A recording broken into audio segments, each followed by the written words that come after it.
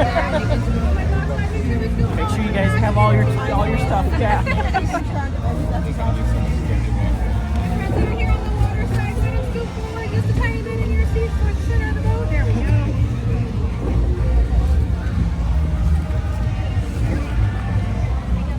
And away we go.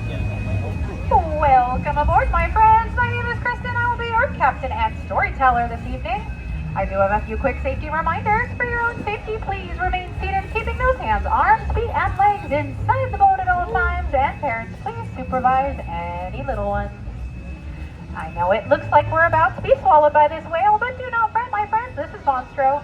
He did what swallowed Pinocchio and Geppetto, but lucky for us, Pinocchio has graciously provided us with an exit. So today, Monstro here will just be helping transport us to a magical place called Storybook Land.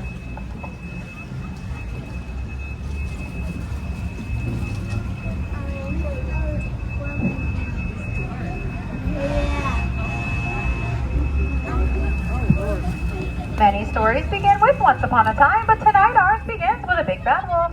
He resides in the cave on the left-hand side, and he's always after those three little pigs. Lucky for them, they built their homes on the other side of the canal. One little house made of straw, one little house made of sticks, and one little house made of the wolf-proof bricks. Now just around the river bend, things tend to get a little bit strange. On the left-hand side, you'll soon see the home of Alice, where one golden afternoon she followed a fluffy-tailed rabbit down that rabbit hole. Down in the wonderland, where she had a tea party with Godfather.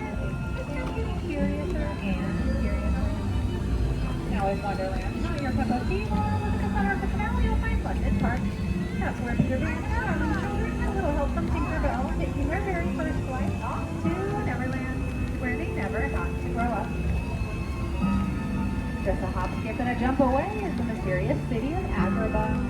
That's where a street rat named Aladdin first met a princess named Jasmine in the marketplace, and he not only stole a loaf of bread, but also her heart. Through the power of love and a little help from the genie, the two were married, and they lived happily ever after in the Sultan's palace.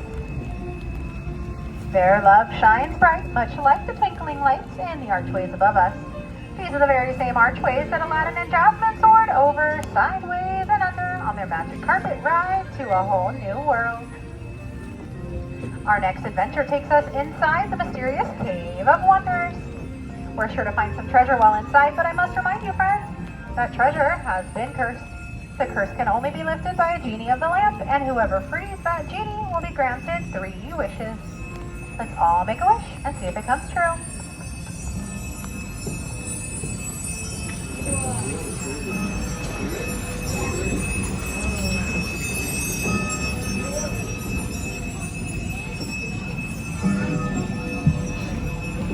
Snow White wished for safety when she fled from the evil queen.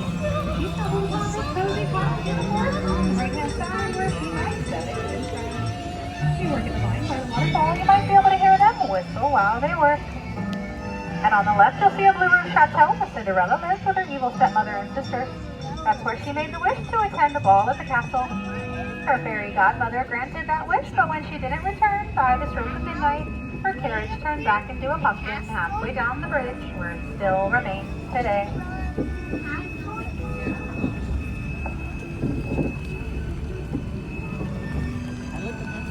The quilted flowers that you see to the left were inspired by the 1933 Silly Symphony cartoon, Lullaby Land.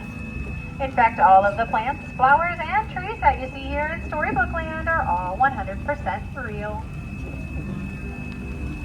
Just past the quilted patchwork, you'll see our newest addition. That would be Rapunzel's tower.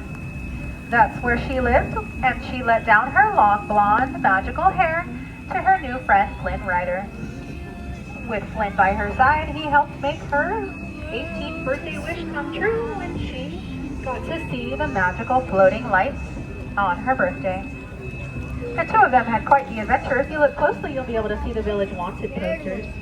They never could get his nose quite right. The waterfront home on the left belongs to Modest Mole. His neighbor, as you can see, is not quite as modest as he. That's Mr. Toad's Great Hall. But the two of them aren't home tonight. I hear they're off on a wild ride in Fantasyland. and the city of Arendelle. That's where two sisters, Anna and Elsa, met their frozen friends, and they all discovered something more powerful than Elsa's magic, the power of sisterly love. In the Alpine village ahead is Geppetto's workshop, front and center. That's where he carved the little boy Pinocchio. He wished on a star that Pinocchio were a real boy, and the blue fairy granted his wish. Now, my friends, there's only one more chapter left in our story tonight, and that belongs to Prince Eric and the Little Mermaid, Ariel.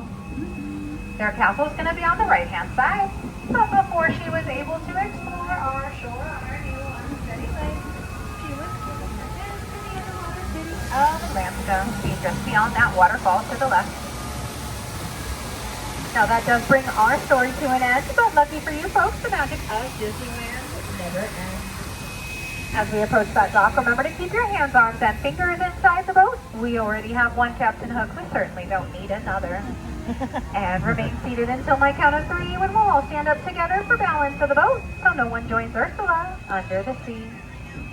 Once again, my name is Kristen, and on behalf of all the storytellers, we thank you so much for joining us on the canal tonight, and wish you the most magical rest of your stay here at the Disneyland Resort. Hey. Stay seated just one more